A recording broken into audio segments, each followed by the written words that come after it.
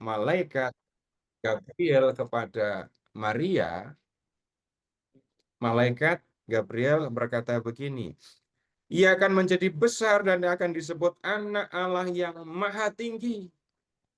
Tuhan Allah akan memberikan kepadanya tahta Daud, bapa leluhurnya.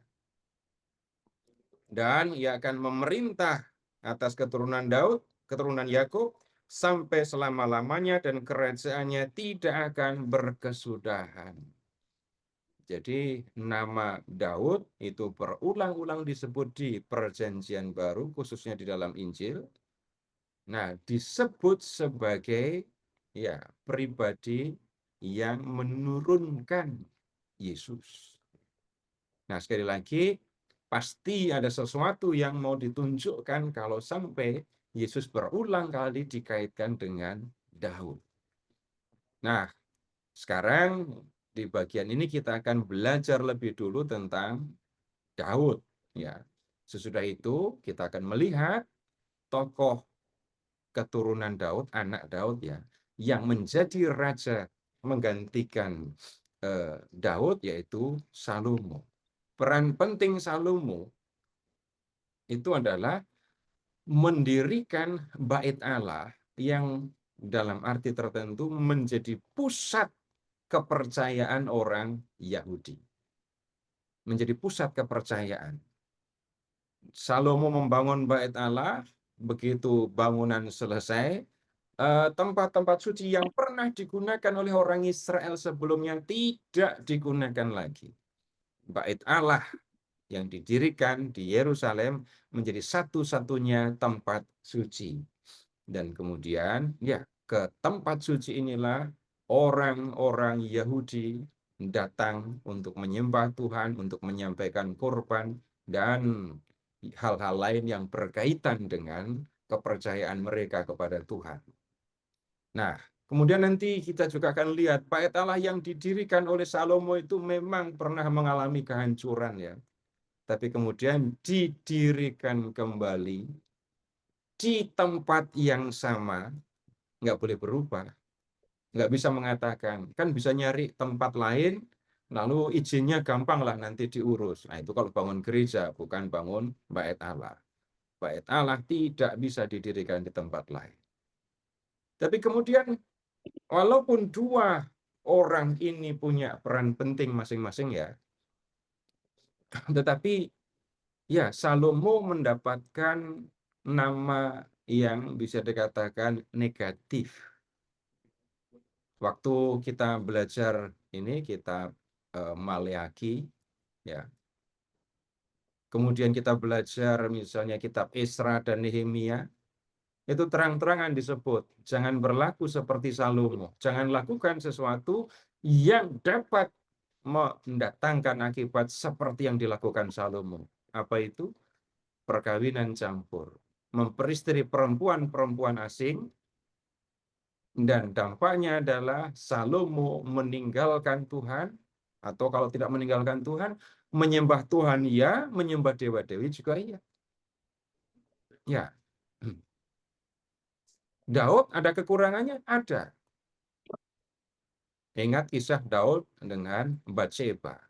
Tetapi, ya, walaupun Daud mengalami kesalahan, kesalahannya juga sudah mendatangkan hukuman untuk Daud ya, dan hukumannya mengerikan. Tetapi Daud tetap mendapat nama yang positif.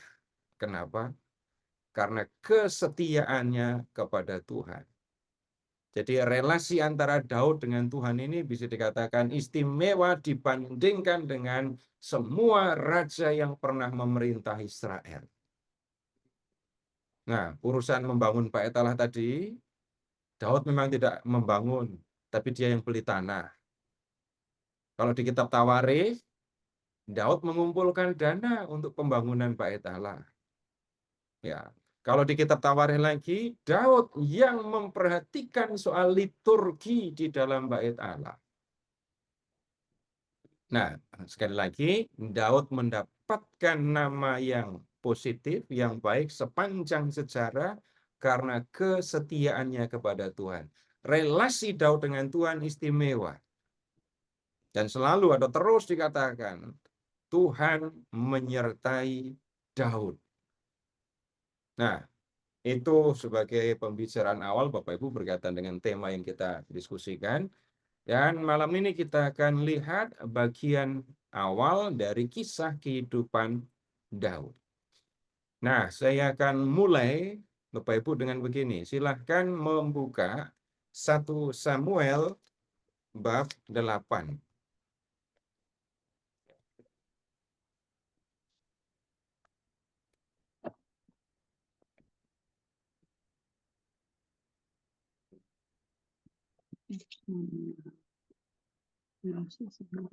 Oh, ih.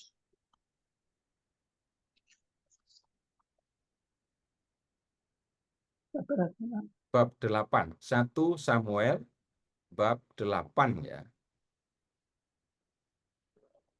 Mana sih Pak Samuel? Oh, iya sekalian dicek itu Alkitabnya lengkap apa enggak itu. Tuker kalau enggak lengkap Alkitabnya. Oh iya, udah. Ada?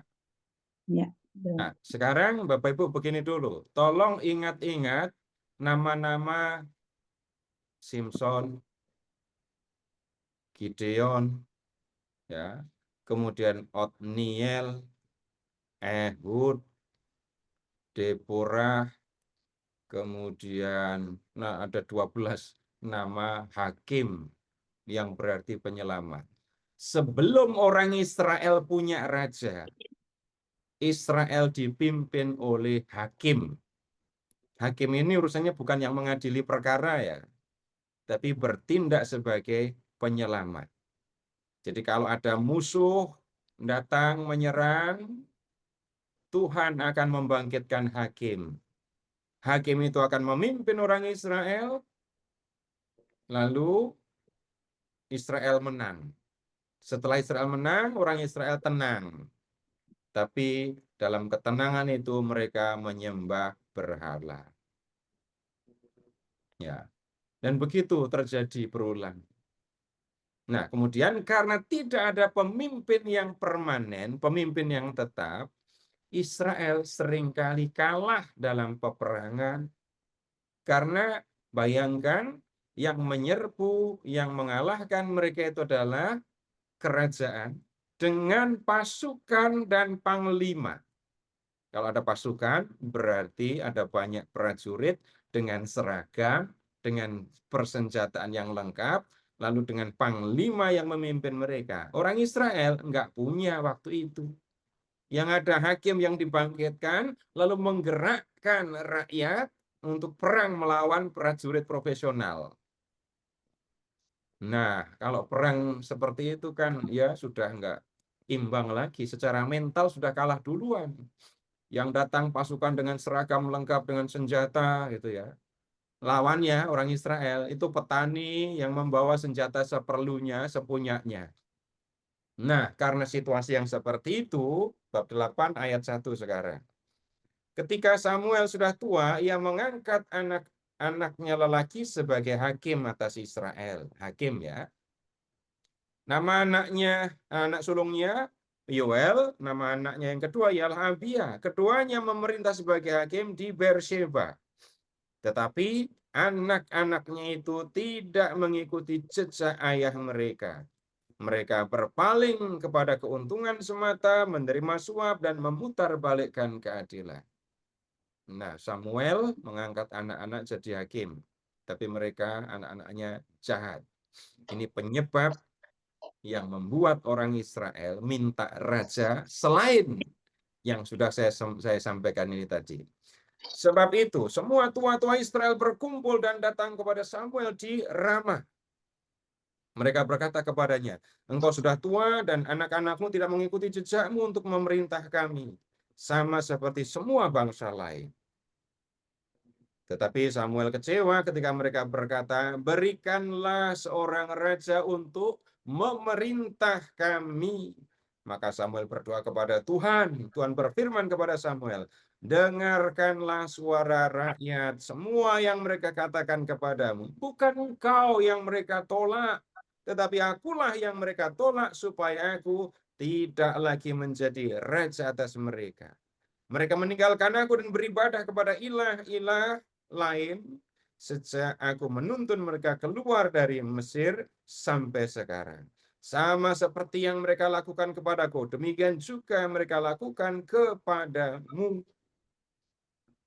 Sebab itu, dengarkanlah suara mereka. Hanya saja engkau harus memberi peringatan keras kepada mereka dan memberitahu mereka hak raja yang akan berkuasa atas mereka. Ketika Samuel menyampaikan keinginan orang Israel kepada Tuhan, Tuhan mengatakan, lakukan, penuhi yang mereka minta. Mereka minta raja, kan? Lakukan. Penuhi permintaan mereka. Tetapi, peringatkan dulu mereka tentang hak raja. Nah, apa yang menjadi hak raja itu? Nah, sekarang kita lihat ayat 10. Samuel menyampaikan semua perkataan Tuhan itu kepada rakyat yang meminta seorang raja kepadanya. Nah, ini hak raja, ayat 11.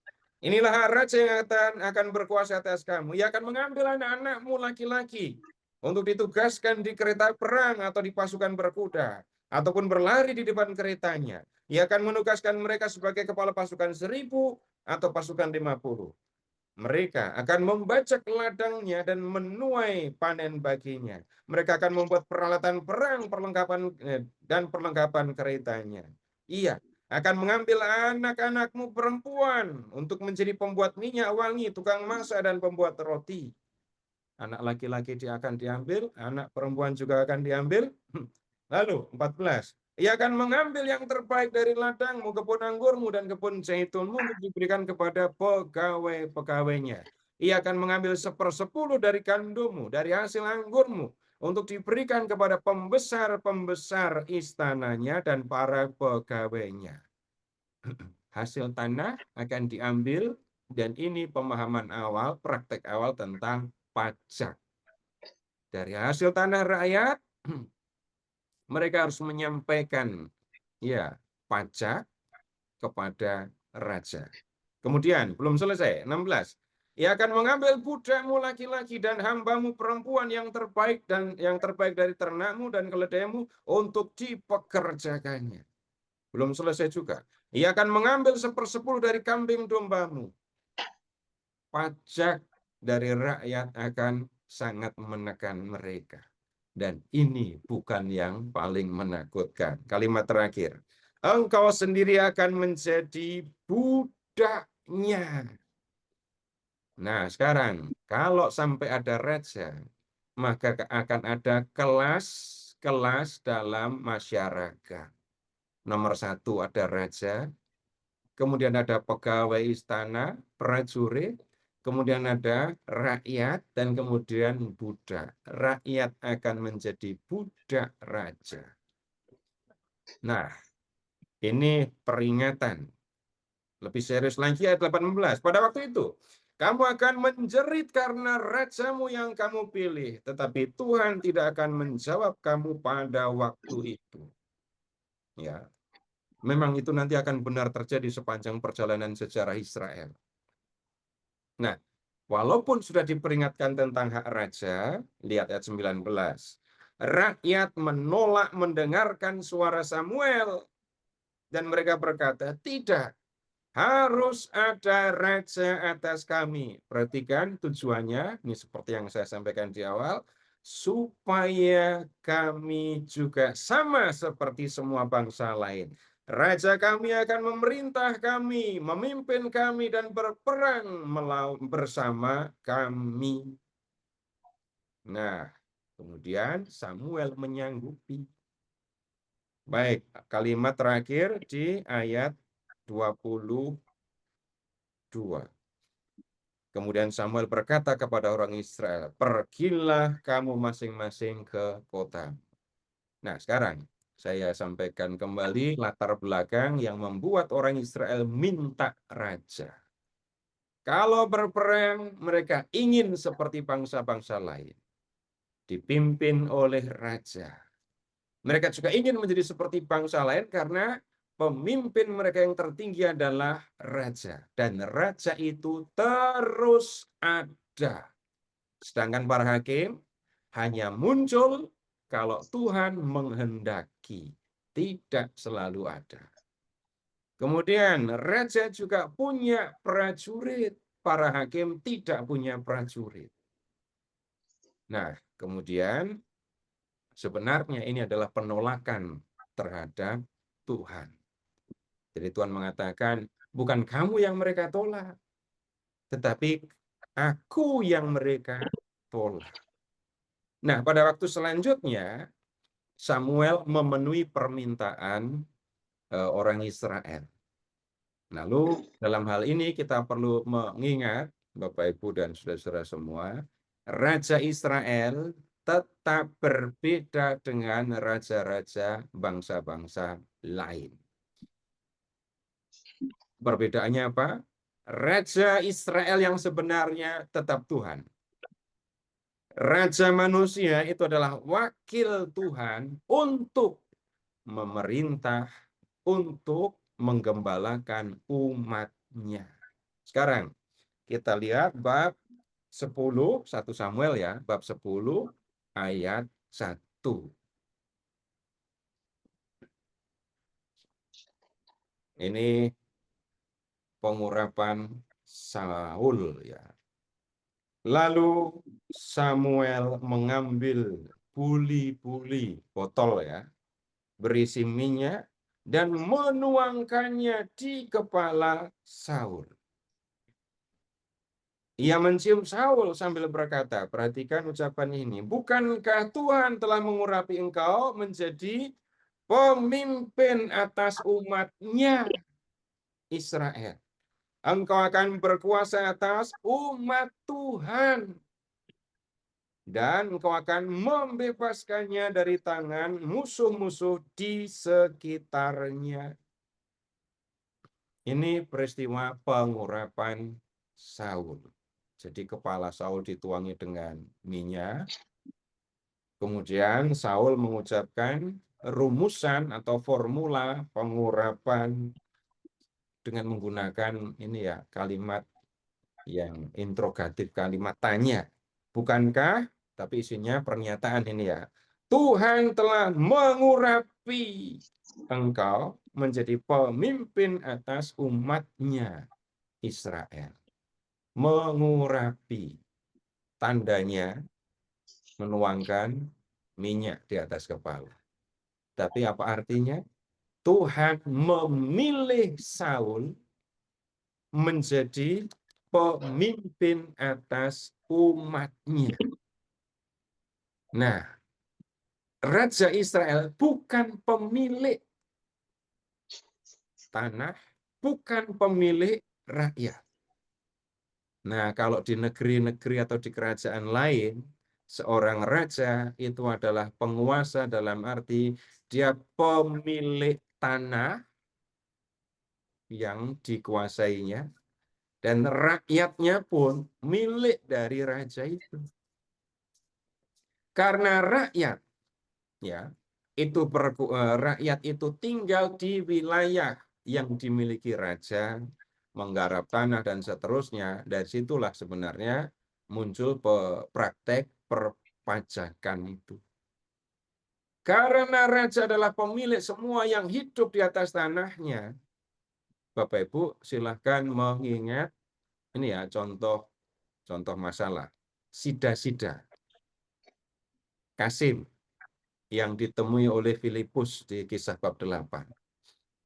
Jadi seorang Kasim atau sida-sida itu adalah seorang laki-laki bujangan ya yang dipercaya, dipilih ya untuk menjadi petugas pegawai istana. Tapi karena kekhawatiran nanti kalau dekat-dekat dengan permaisuri, melakukan hubungan dengan permaisuri, maka seorang Kasim atau sida-sida akan dikebiri. Nah, wajarnya ya, nggak ada seorang laki-laki pun mau ya untuk ya melakukan kebiri ketika masih bujangan.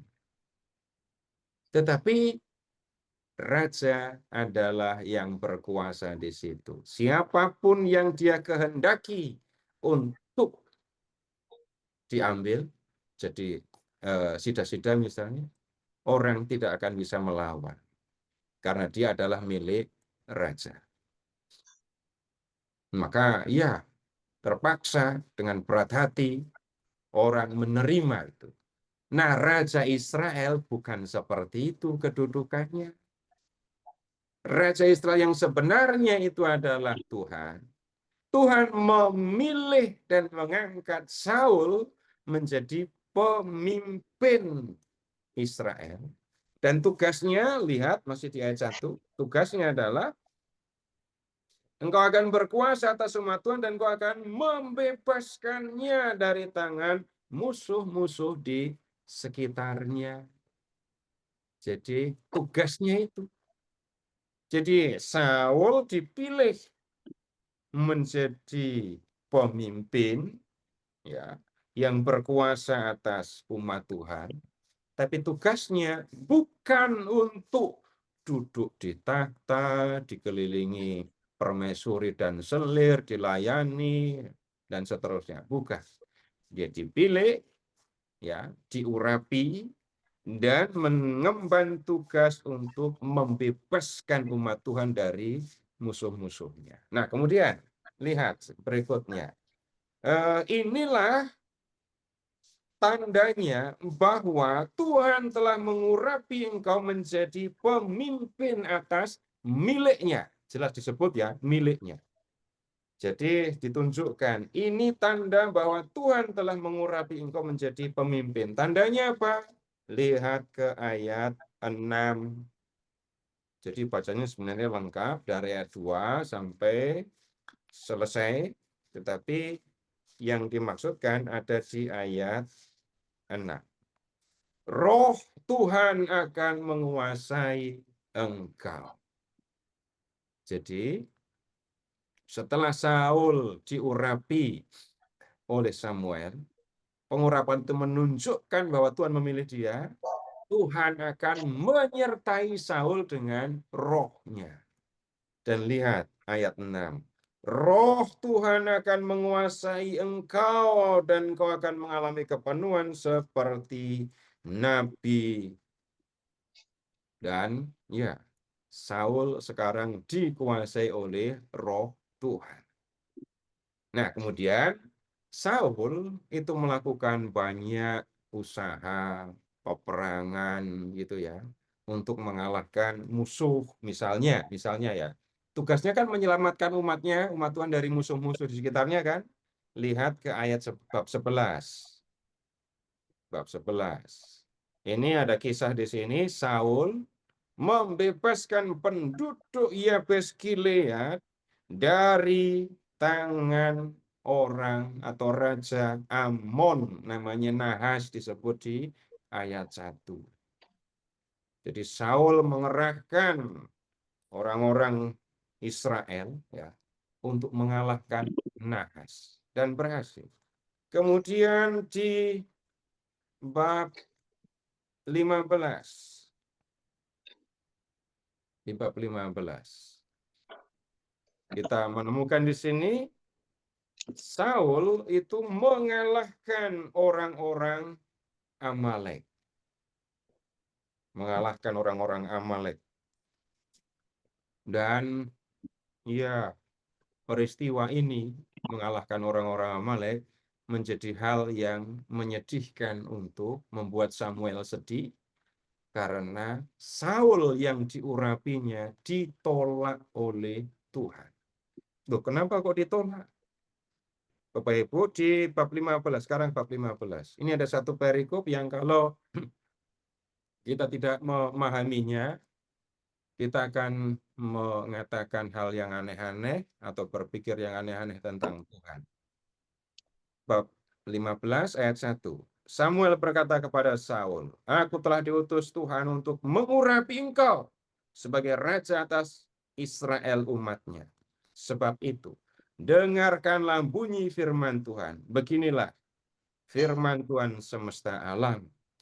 Aku akan membalas apa yang telah dilakukan Amalek kepada Israel. Perhatikan, aku ini Tuhan ya, akan membalas apa yang telah dilakukan Amalek kepada orang Israel. Karena Mereka telah mengadang orang Israel ketika keluar dari Mesir. Sekarang, pergilah dan kalahkanlah Amalek. Ini kalimat yang menakutkan. Tumpaslah segala yang ada padanya. Jangan mengasihani mereka. Bunuhlah semuanya, laki-laki maupun perempuan, anak-anak maupun bayi, lembu maupun domba, unta maupun keledai. Perhatikan di ayat 3 kalimat kedua, tumpaslah semua. Ya, kemudian ayat 4. Saul mengerahkan rakyat, ya, dan kemudian mengalahkan orang Amalek. Silakan lihat sekarang ayat 7. Saul mengalahkan orang Amalek mulai dari Hawilah sampai Syur di sebelah timur Mesir. Sampai di sini nggak ada masalah. Masalah muncul selanjutnya, ayat 8. Agag, raja orang Amalek, ditangkapnya hidup-hidup, tetapi seluruh rakyatnya ditumpasnya dengan mata pedang. Rajanya ditawan, rakyatnya ditumpas. Ayat 9, tetapi Agag dibiarkan hidup oleh Saul dan rakyat. Demikian juga kambing domba dan lembu yang terbaik dan tambun, anak domba dan semua yang berharga, tidak mau mereka musnahkan. Tetapi semua yang tidak berharga dan buruk, mereka musnahkan. Ini persoalannya. Jadi Saul memusnahkan orang Amalek, memusnahkan yang buruk-buruk, ternak yang buruk maksudnya, tapi menahan atau menawan rajanya, kemudian merampas harta benda, khususnya ternak ini. Dan Jadi ini nggak berkuasa. lihat yang membuat ayat 10, datanglah firman Tuhan kepada Samuel, aku menyesal bahwa aku telah menjadikan Saul sebagai raja. Kenapa? Sebab ia telah berpaling dariku dan tidak melaksanakan firman-Ku. Samuel gusar dan berseru-seru kepada Tuhan sepanjang malam karena sedih itu. Tapi kemudian sekarang kita lihat ayat 20. Kata Saul kepada Samuel, aku justru mendengarkan suara Tuhan, maka aku pergi sebagaimana Tuhan mengutusku. Aku membawa Agag raja Amalek, sedangkan orang Amalek telah kutumpas. Tetapi rakyat mengambil jarahan itu, kambing, domba, dan lembu yang terbaik, semua dari semua yang seharusnya dikhususkan untuk dimusnahkan. Mereka hendak mengorbankannya kepada Tuhan Allahmu di Gilgal. Tetapi kata Samuel, apakah Tuhan berkenan pada korban bakaran atau korban sembelihan? Sama seperti mendengarkan suara Tuhan, sesungguhnya mendengarkan lebih baik daripada korban sembelihan. Mengindahkan lebih baik daripada lemak domba jantan. Baik, kita lihat sebentar. Ini sekali lagi kalau tidak belajar, tidak memahami teks ini, orang bisa salah memahami. Kembali Bapak Ibu lihat ke ayat 3 itu. Oke, 3 bab 15. Iya, kita belum pindah, masih di bab 15. Perhatikan ayat 3. Kalau Bapak Ibu dengar perintah kayak gitu akan segera berangkat apa enggak?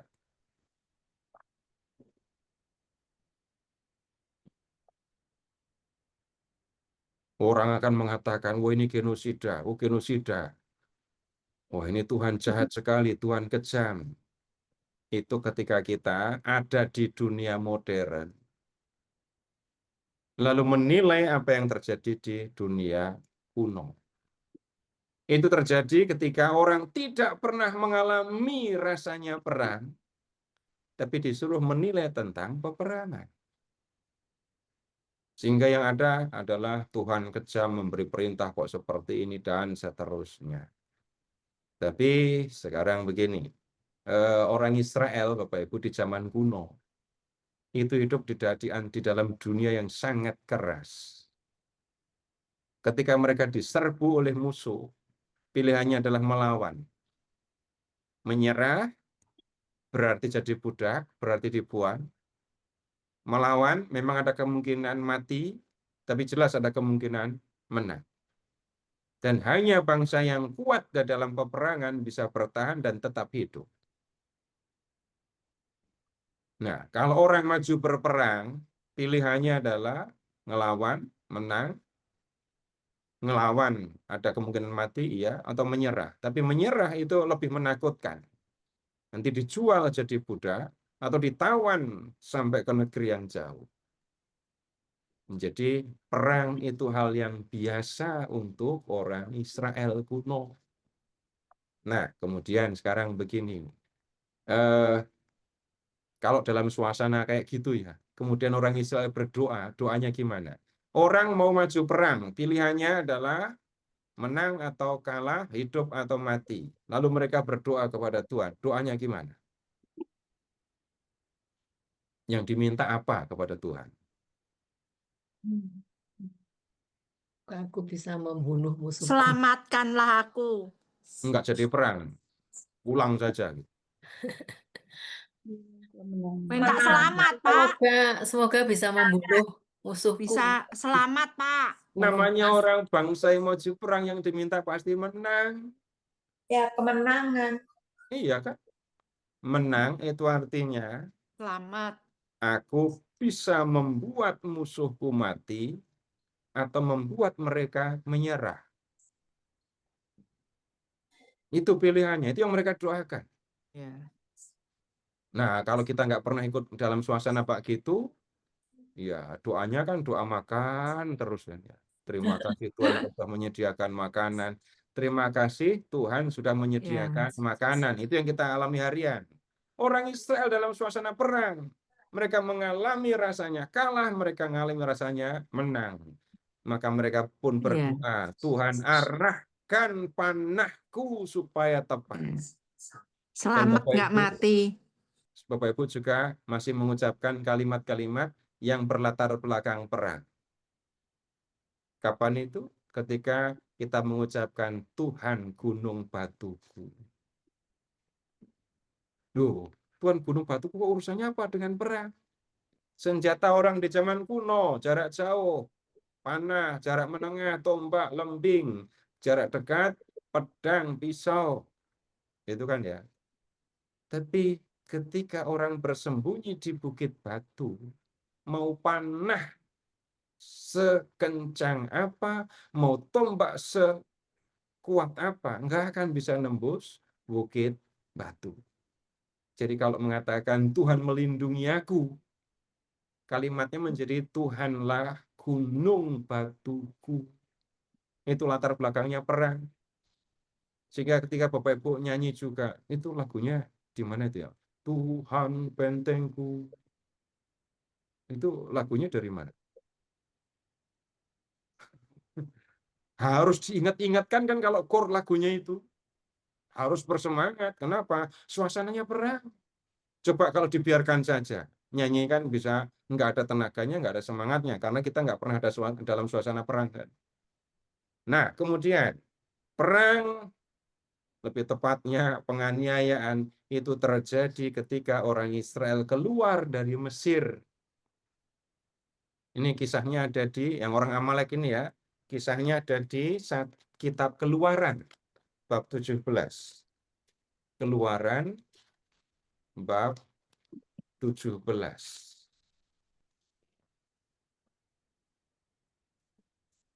Nanti lengkapnya silahkan baca sendiri ya. Di kitab Keluaran bab 17 ini, lihat ke ayat 8. Ya.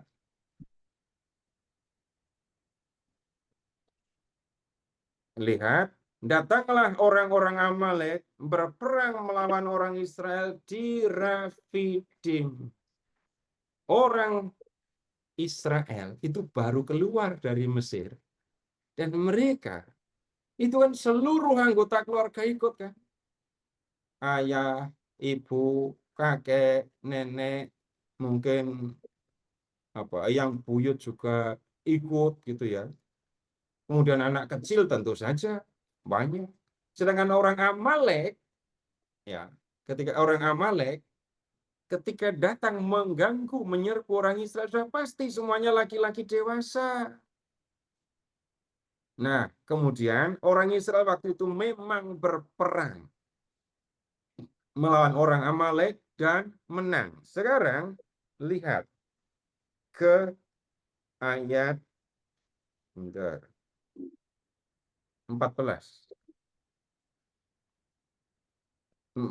Keluaran bab 17. Lihat ke ayat 14. Apa yang dikatakan di situ? Keluaran 17 ayat 14. Ayat 14.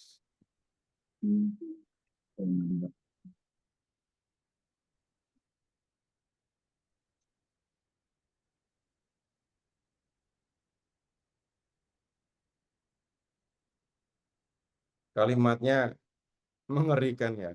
Aku akan menghapuskan segala ingatan akan Amalek dari kolong langit. Itu kata Tuhan. Nah, kemudian sekarang saya bicara lebih jauh. Dengan menggunakan ilustrasi, dengan menggunakan perasaan manusia. Ingat, di zaman ini Bapak Ibu ya, Yahweh itu hanyalah Allah Israel. Yahweh itu yang Tuhan Huruf besar semua. Di sini belum ada ketuhanan yang Maha Esa. Di zaman ketuhanan yang Maha Esa saja orang belum sungguh-sungguh bicara tentang keesaan Tuhan. Orang mengatakan Allahnya orang Katolik ada berapa? 3. Allah mereka sendiri berapa? 1. Yang lain lagi punya Allah berapa? Banyak. Nah, itu nggak jadi ketuhanan yang Maha Esa kan? Itu sekarang. Di zaman kuno, ingat, setiap bangsa punya ilah sendiri-sendiri. Yahweh adalah Allah Israel. Orang Amalek punya dewa sendiri. Orang Kanaan punya dewa sendiri. Gitu. Ketika orang Israel, umat Tuhan disakiti oleh orang lain, maka Tuhan akan ikut sakit. Dan kemudian ungkapan sakit hatinya itu adalah dengan melakukan pembalasan. Nah, sekarang begini, saya pakai ilustrasi yang biasa saja. Bapak, Ibu, silahkan membayangkan anak Bapak Ibu masih kecil, masih SD gitu ya. Kemudian anak Ibu, anak Bapak yang masih SD itu diganggu oleh orang dewasa, dimintain duitnya sambil ditempeleng gitu ya. Anak itu kemudian pulang dan nangis. Apa yang akan Bapak Ibu lakukan?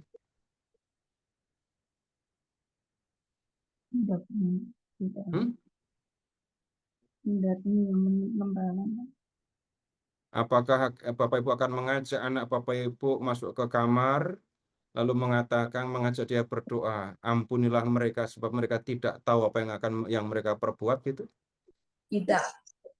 Apa contoh yang akan dilakukan? Kita bicara sebagai sesama manusia yang punya rasa. Mana Cari orang yang itu. mentelek? Cari Orang orangnya gitu kan ya. Biasanya Ya, yang lebih cepat bereaksi bapaknya atau ibunya? ibunya. Ibunya. Bapak. Nah, Ibu. sekarang itu orangnya itu dicari mau ngapain? Tempeleng lagi. Tempeleng balik. Tempeleng balik minimal dikata-katain gitu kan ya. Tapi kemudian pertanyaannya, kenapa kok Bapak Ibu melakukan yang seperti itu? Sayang anak. Apakah itu berarti Bapak Ibu orang yang kejam karena mau membalas? Bukan. Sayang anak. Ketika anakku disakiti, aku ikut merasa sakit. Dan aku tidak terima anakku disakiti. Apalagi kalau ibunya sudah mengatakan, aku yang melahirkannya aja nggak pernah mukul, kamu siapa berani mukul anakku, gitu kan? Nah, sekarang silahkan Bapak Ibu membayangkan, Yahweh itu adalah Bapa bagi Israel. Israel itu anak Tuhan. Ketika orang Israel diganggu oleh orang Amalek, Tuhan marah. Dan kemudian kemarahannya Ya, itu bukan kekejaman, tapi karena kasihnya kepada orang Israel. Dan kemudian itu masih dilanjutkan di zaman pemerintahan ini ketika orang Israel sudah punya raja yang bernama Saul tadi ya. Tuhan sudah janji di sini, aku akan menghapuskan segala ingatan akan Amalek. Ya, tapi Saul yang diurapi oleh Tuhan, diberi tugas oleh Tuhan untuk memusnahkan orang Amalek, tidak melakukan tugas itu dengan sungguh-sungguh. Dia menawan rajanya. Ini ketidaktaatan kepada Tuhan. Nah, kemudian kenapa kok ada pembunuhan sampai sekecil-kecil itu pun dibunuh? Bapak Ibu, prinsip sederhana ya. Di zaman kuno, kalau ada satu bangsa berperang melawan yang lain, yang menang itu akan berkuasa atas yang kalah. Semua yang ada di dalam kota, di tanah mereka itu menjadi milik pemenang. Ingat jarahan kan ya? Bukan jarahan waktu kerusuhan. Orang yang menang perang, pasukan yang menang perang itu bisa menjarahi si kota. Semua jadi miliknya. Lalu raja yang punya pasukan itu yang punya kuasa atas semuanya. Maka kemudian raja atau panglima yang pulang dengan membawa kemenangan, itu akan pulang ke negerinya dengan perarakan, dengan mempertontonkan tawanan dan jarahan. Tawanan dan jarahan itu milik raja pemenang perang. Ingat, ini perang Israel lawan Amalek. Raja Israel yang sebenarnya adalah Tuhan. Jadi Tuhanlah pemilik jarahan, Tuhanlah pemilik tawanan yang sesungguhnya. Lalu bagaimana menyerahkan tawanan dan jarahan kepada Tuhan? Caranya ya disembelih dan dibakar seperti orang mempersembahkan kurban. Nah, Bapak Ibu tahu kan ya kebiasaan membakar sesuatu untuk dipersembahkan kepada atau diserahkan kepada leluhur. Kenapa kok caranya dibakar? Ya begitu. Jadi dalam kitab, kembali ke kitab Samuel tadi ya, 1 Samuel bab 15, Saul tidak taat kepada Tuhan ya karena tidak melakukan perang Tuhan. Jadi harusnya dia menyerahkan semua tawanan dan jarahan kepada Tuhan, tetapi dia membawa pulang tawanan dan jarahan, dan ya Tuhan tidak melihat alasan lain selain untuk menolak Saul. Silakan kembali ke 1 Samuel bab 15.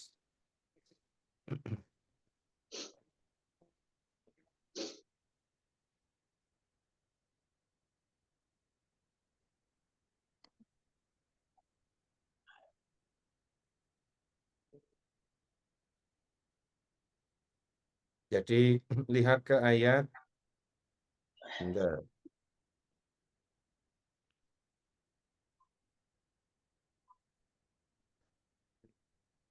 ayat 26. Kata Samuel kepada Saul, aku tidak mau kembali bersamamu, sebab engkau telah menolak firman Tuhan, maka Tuhan pun menolakmu sebagai raja atas Israel. Itu tidak berarti Saul lalu sudah dipecat, lalu nggak menjadi raja lagi. Saul tetap menjadi raja sampai sampai meninggalnya. Tapi sampai di sini dulu Bapak Ibu. Kalau ada yang perlu diklarifikasi, ditanyakan, silahkan. Ya, silahkan Pak Ferry. Baik, terima kasih Pak Seto.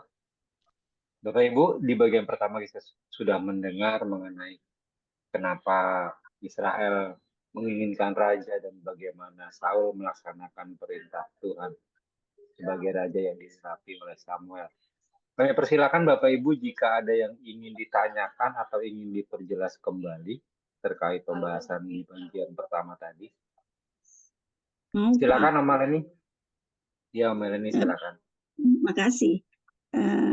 Pak Itu Saul tuh sama dengan Daud enggak, Pak? Enggak, Yang nantinya jadi Daud. Enggak. Saul itu raja pertama, Daud itu yang menggantikan Saul.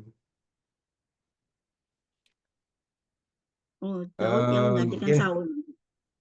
kenapa? Daud yang menggantikan Saul. Ingat 3 ini saja. Raja pertama Saul, raja kedua Daud, raja ketiga Salomo. Pertama Saul, terus Daud, terus Saul. Ya. Nah, habis ini baru kita akan lihat munculnya Daud. Ya. Saulus. Terus ya yang jadi Paulus ya. Ya, nama Saul, Pak, nama Saulus itu dari kata Saul. Tapi bukan sama dengan Paulus kan? Yang nanti Nama Paulus. Saulus itu dari Saul. Ya. Jadi bukan Saul itu sama dengan Paulus, ya enggak, beda zamannya enggak karu-karuan dong. Saul itu tahun 1100, Paulus itu dari tahun abad pertama. Tapi dua-duanya, jadi segini, Saul itu dari suku Benyamin. Ya kan? Dia diberi nama Saulus dengan mengambil nama orang penting dari suku Benyamin, yaitu Saul, Raja Saul. Ya. Ya, baik. Kiranya cukup jelas ya, Om Maleni. Ya. Baik, silakan Bapak Ibu yang lain mungkin ada yang ingin ditanyakan atau diperjelas.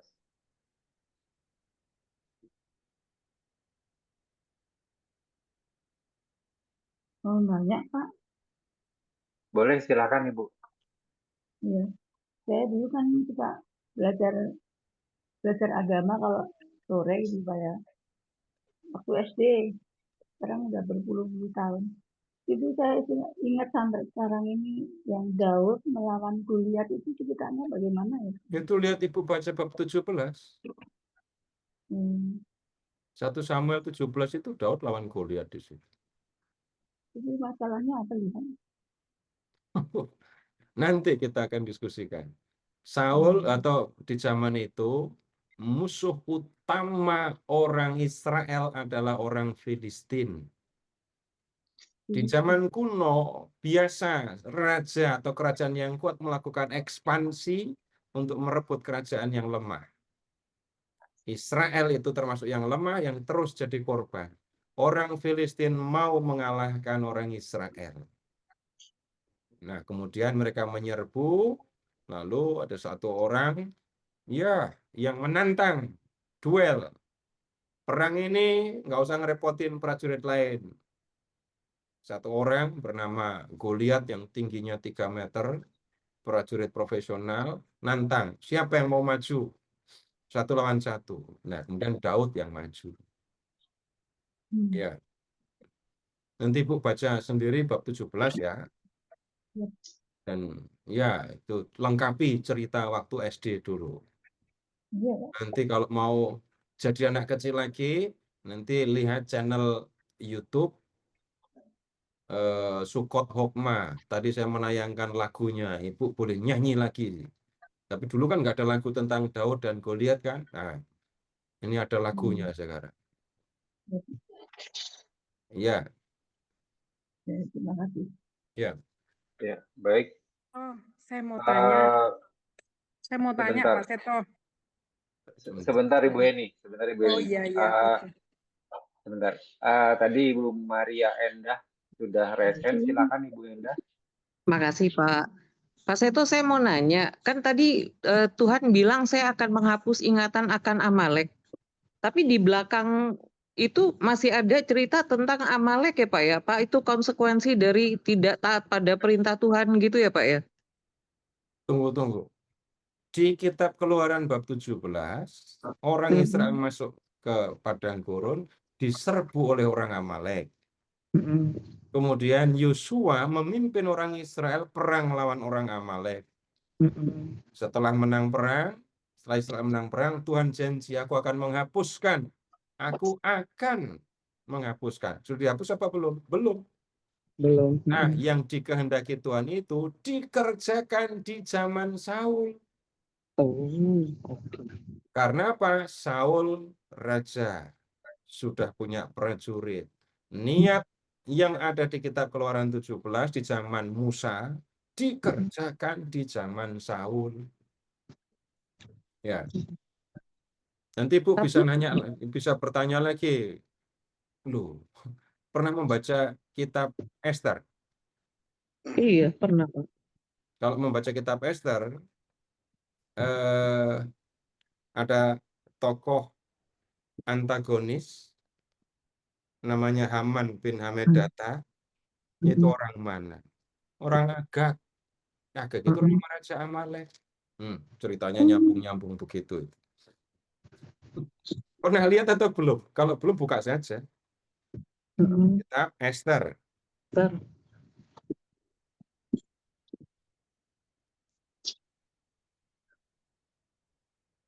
Cari nama Agag.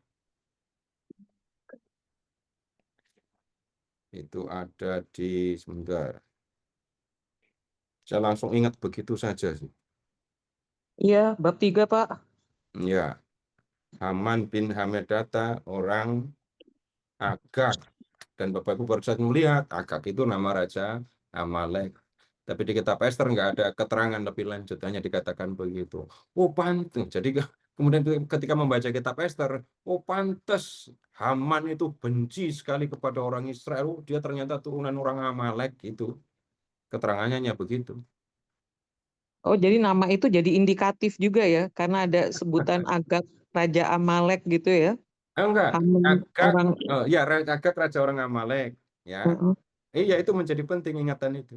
Kemudian di kitab Esther malah ketemu Haman bin Hamedata, orang Agag. Loh, kenapa Haman itu di kitab Esther kok benci sekali kepada orang Israel? Ya jawabannya ternyata itu. Hanya Tapi sampai di berarti, situ yang kita tahu. oh gitu. Lebihnya enggak Tapi tahu. berarti bangsa Amalek masih ada gitu ya, Pak ya? Ya itu yang saya maksud, yang saya sampaikan. Saya yang hanya sampai di situ yang kita bisa tahu. Selanjutnya detailnya saya nggak bisa jawab. Oke, Pak. Thank you, Pak. Ya. Ya, terima kasih. Ibu Heni silakan. Terima kasih untuk kesempatan yang diberikan. Saya yang mau tanya, Saul itu sudah menumpas seluruh rakyat Amalek. Hanya rajanya saja yang belum, dan ternak-ternak yang baik. Yang cacat-cacat, yang jelek kan dimusnahkan semua. Tuhan itu berarti menghendaki untuk penyerahan total ya.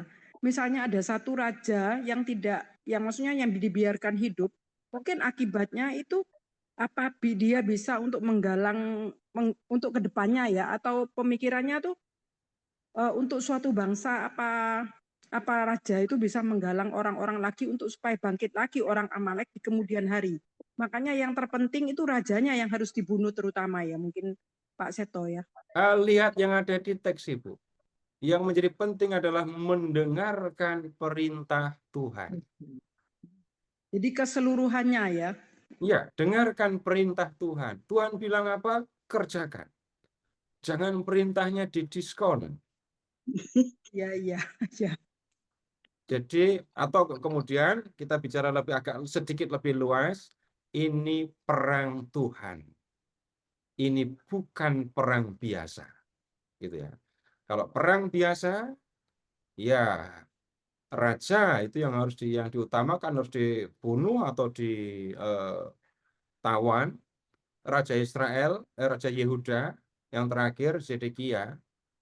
Wah itu gini, supaya tidak membangun kekuatan, raja itu dibuat buta, matanya dibuat buta, terus diangkut ke pembuangan. Ya dalam perang biasa begitu. Tetapi ini urusannya adalah perang Tuhan. Tuhan sudah mengangkat kamu menjadi pemimpin Israel. Tuhan sudah mengurapi kamu. Jadi kamu bukan pemilik rakyat. rakyat tetap rakyatku, kerajaan tetap kerajaanku. Kamu adalah wakilku, kamu adalah yang aku percaya. Karena itu, tugas Saul sebagai orang yang dipercaya, dengarkan perintah Tuhan. Ingat tadi kutipan yang disampaikan oleh Samuel ya. Apakah Tuhan berkenan pada korban bakaran dan korban sembelihan sama seperti kepada mendengarkan suara Tuhan? Jawabannya enggak. Yang lebih utama adalah mendengarkan suara Tuhan. Itu lebih penting daripada orang mempersembahkan korban. Sesungguhnya mendengarkan lebih baik daripada korban sembelihan. Mengindahkan lebih baik daripada lemak domba jantan. Nah, ini yang kita perlu perhatikan. Jadi jawabannya Ibu ada di teks sendiri ya. Iya, Pak. Baik. Ya, terima kasih. Masih ada lagi? Silahkan Pak Ferry kalau masih ada. Ada di kolom chat ini Pak Seto. Ini pertanyaan dari Ibu Stella terkait teks tentang membunuh anak-anak termasuk bayi.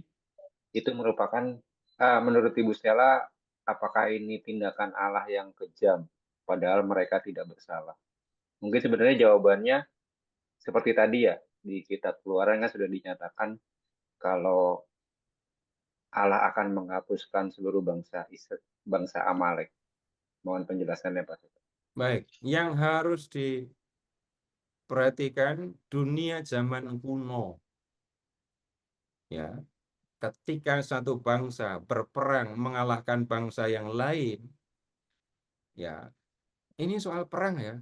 Bapak Ibu nggak akan pernah ketemu perang yang jujur, perang yang sopan. Mana ada perang sopan? Perang yang bermoral, enggak. Kalau satu bangsa sudah mengalahkan bangsa lain, maka lihat, yang melawan dibunuh. Yang menyerah akan diseleksi. Yang masih laku dijual akan dijual. Yang layak dijadikan budak akan dijadikan budak. Yang maaf ya, cacat, lanjut usia, nggak akan diurusin, dibiarkan mati saja. Ini dalam perang seperti itu. Dan kemudian ini perang. Kemudian jarahan dan tawanan itu menjadi milik raja pemenang perang. Gitu ya. Kemudian ini dalam perang melawan orang Amalek yang berperang adalah Tuhan. Tuhan Raja yang sebenarnya, jadi Tuhan adalah pemilik tawanan dan jarahan. Kemudian bagaimana cara menyerahkan manusia dan ternak kepada Tuhan, gimana caranya? Saya tadi menekankan kata memusnahkan. Dalam bahasa Ibrani yang dipakai kata kherem. Kherem. Itu bukan membantai dan pembantaian dilakukan sekedar untuk membuat orang mati. Bukan. Bukan pokoknya bunuh, kemudian habisi. Nah, kata tumpas dalam pemahaman kita sekarang seolah-olah pokoknya dibunuh semua. Gitu. Urusannya bukan seperti itu. Tetapi Bapak Ibu pernah membunuh? Pernah membunuh apa enggak?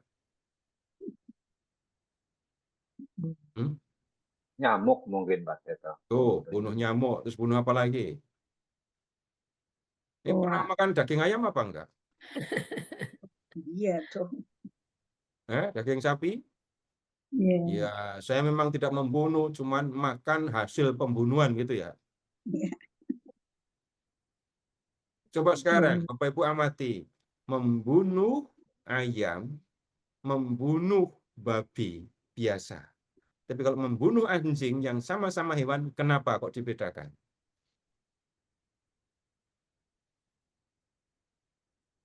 Melihat jenis pembunuhan yang berbeda apa enggak? Yang dibuat, pembedaan yang dibuat oleh manusia. Kemudian membunuh sapi di sini dengan membunuh sapi di India, itu sudah berbeda lagi. Nah, kemudian tidak satu pun di antara Bapak Ibu dikatakan kejam karena makan daging pembunuhan. Nah, kemudian Bapak Ibu ingat zaman kuno. Perintah Tuhan kepada Abraham apa? Di Kejadian bab 22.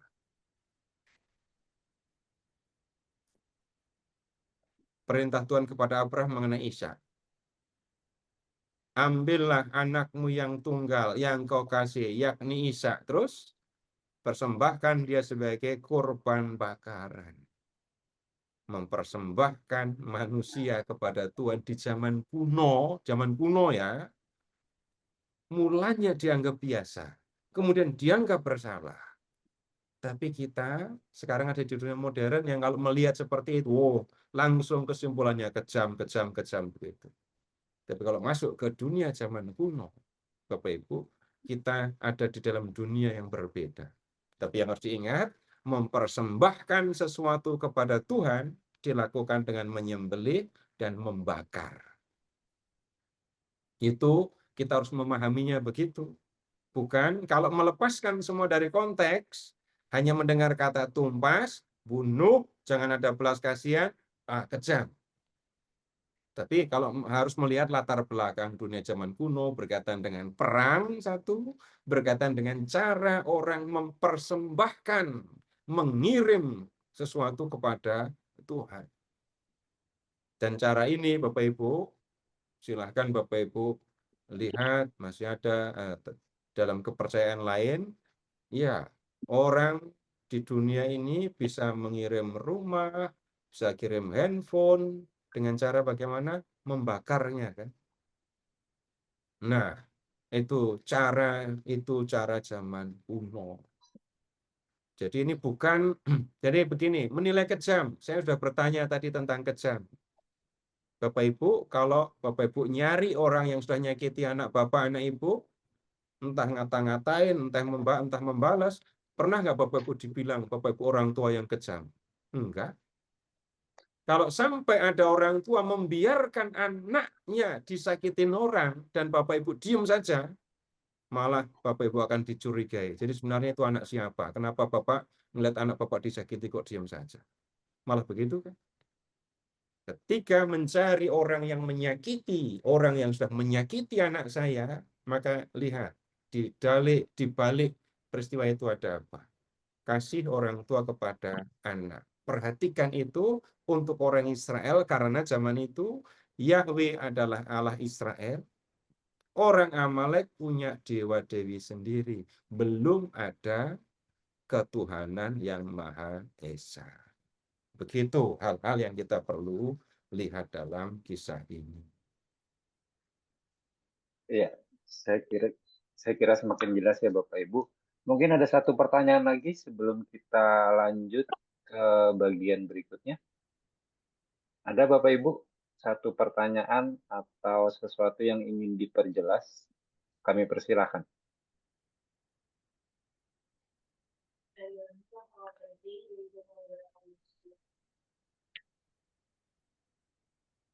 Sepertinya tidak ada Pak Seto. Ya, kita lanjut. Nah, sekarang begini. Tuhan sudah memilih orang yang akan menggantikan kedudukan Saul. Lihat sekarang bab 16 ayat 1. Tuhan berfirman kepada Samuel, berapa lama lagi engkau akan berduka karena Saul? Samuel itu sayang sekali kepada Saul. Padahal aku sendiri telah menolaknya sebagai raja atas Israel. Isilah tabung tandukmu dengan minyak dan pergilah. Aku mengutusmu kepada Isai, orang Bethlehem.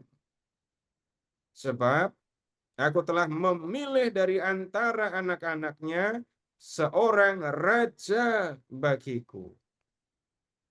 Perhatikan Isai, perhatikan juga Bethlehem. Nah, sekarang begini. Bapak Ibu silahkan mengingat Yesus yang lahir di Bethlehem. Ya, lahir di Bethlehem. Ini bukan kebetulan. Ingat, Yusuf itu keturunan Daud, tinggalnya di Bethlehem. Dan menurut ya kitab Mika, Mesias akan lahir di Bethlehem. Jadi untuk pertama kalinya kita menemukan nama Bethlehem sebagai tempat asal Daud ya di ayat ini. Nah, kemudian nanti kita akan menemukan begini Bapak Ibu, dua kota yang disebut kota Daud. Bethlehem disebut kota Daud karena Daud dari kota ini. Yerusalem disebut kota Daud karena Daud pemiliknya. Daud yang merebut. Nah, nanti dulu ceritanya ya. Nah, kemudian sekarang kita lihat ayat ini setelah 7 anak Isai melewati audisi. Tidak ada satupun yang ternyata dipilih oleh Samuel. Sekarang lihat ke bab 16 ayat 11. Lalu Samuel berkata kepada Isai, "Inikah anakmu semuanya?" Jawabnya, "Masih ada yang bungsu, tetapi sedang menggembalakan kambing domba." Kata Samuel kepada Isai, "Suruhlah orang menjemput dia, sebab kita tidak akan duduk makan sebelum ia datang ke sini." Kemudian Isai menyuruh orang menjemput dia. Pipinya kemerah-merahan. Terus matanya indah dan tampan kelihatannya. Lalu Tuhan berfirman, "Bangkitlah, urapilah dia, sebab inilah dia." Samuel mengambil tabung tanduk yang berisi minyak dan mengurapi Daud di antara saudara-saudaranya. Nah, Bapak Ibu silahkan mengingat, waktu Saul diurapi tadi, Roh Tuhan hinggap di dalam diri Saul kan.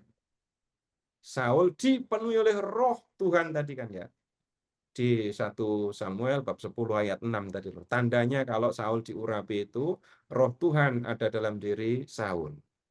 Sekarang Tuhan menolak Saul, lalu Saul sudah dipecat ya. Dan kemudian Daud diangkat menjadi raja, diurapi menjadi raja. Sekarang kalimat di ayat 13, kalimat kedua. Setelah diurapi, sejak hari itu dan seterusnya, Roh Tuhan menguasai Daud.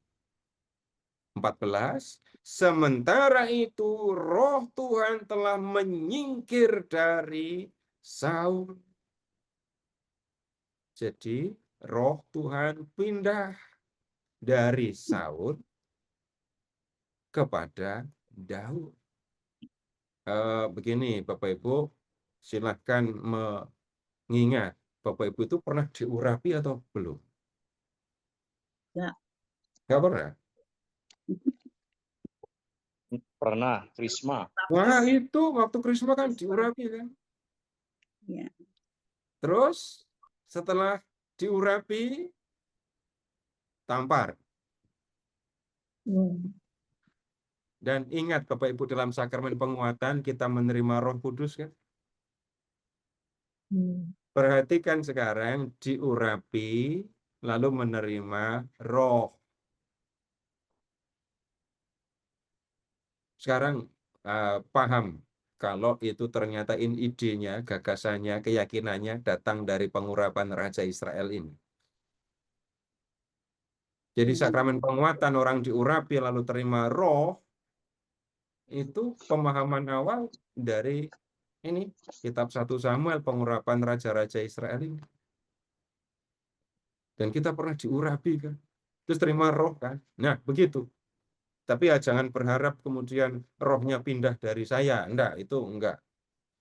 Rohnya akan terus bersama saya karena urapannya enggak pernah dicabut kan. Nah, sekarang yang tolong diperhatikan, Saul ditolak, Daud diurapi. Roh Tuhan pindah dari Saul kepada Daud. Dampaknya untuk Saul ini yang masalah. Tidak setelah diurapi lalu Daud tiba-tiba jadi raja ya. Belum, tetap belum jadi raja. Tapi sekarang kita lihat masalah yang muncul masih di 1 Samuel 16 ayat 14. Saul dikatakan tersiksa oleh roh yang menyusahkan dari Tuhan. Kalau di terjemahan lama lebih kuat. Roh jahat yang dari Tuhan, gitu kan ya. Bapak Ibu masih ada yang membaca roh jahat yang dari Tuhan di Alkitabnya? Masih. Masih kan ya? Nah sekarang, sama yang saja kan? Kalau Bapak Ibu membaca teks ini dengan sudut pandang, dengan cara pengetahuan kita, pasti akan bingung. Masa ada roh jahat dari Tuhan? Enggak beda jauh dengan adanya roh yang menyusahkan yang dari Tuhan. Nah, untuk bisa mengerti hal ini Bapak Ibu, minta tolong ya. Minta tolong tapi sekaligus juga saya minta maaf. Maaf, tolong singkirkan dulu roh jahat yang ada di kepala Bapak Ibu semua. Maksudnya, Bapak Ibu, saya punya pemahaman, kita punya pemahaman sendiri tentang roh jahat kan? Roh jahat itu pasti anak buahnya iblis dan seterusnya. Tapi kemudian kalau kita membaca teks, begini, di dalam perjanjian lama kita belum ketemu dengan iblis, roh jahat, setan yang menjadi lawan Tuhan. Sekarang silahkan membayangkan begini, Allah di surga itu tinggal bersama dengan makhluk-makhluk surgawi. Dan semuanya adalah roh tentu saja ya, karena tidak punya raga. Semuanya adalah roh. Di antara makhluk-makhluk surgawi yang tinggal bersama dengan Allah, ada yang baik, ada yang nggak baik. Nggak masuk di kepala kita sekarang. Coba Bapak Ibu sekarang pindah dulu ke kitab Ayub. Ayub, bab 1.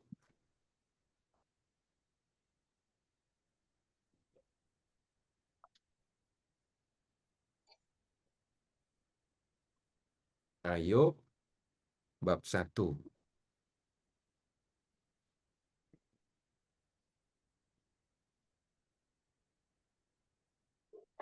Sudah ketemu? Lihat ke ayat 6. Pada suatu hari datanglah anak-anak Allah menghadap Allah. Lalu di antara mereka itu ada siapa? Ayub bab 1 ayat 6. Iblis. Iblisnya ada di mana itu?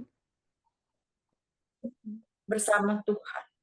Bersama Tuhan, bersama dengan anak-anak Tuhan. Ya. Kemudian berikutnya, sekarang ya, Bapak Ibu pindah, tunggu.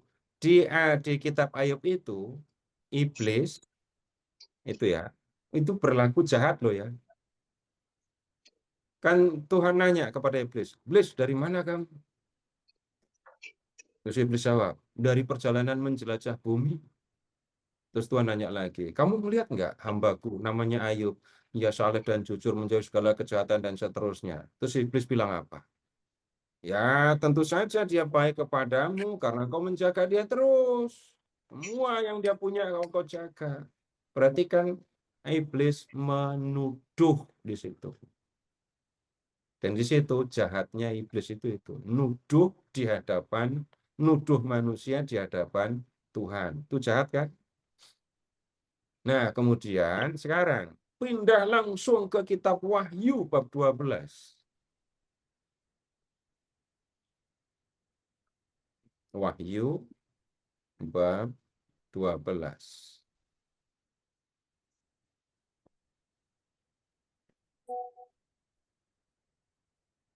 Sudah ketemu Wahyu 12? Dari belakang Bu nyarinya, jangan dari depan. Iya tahu. Oh ini.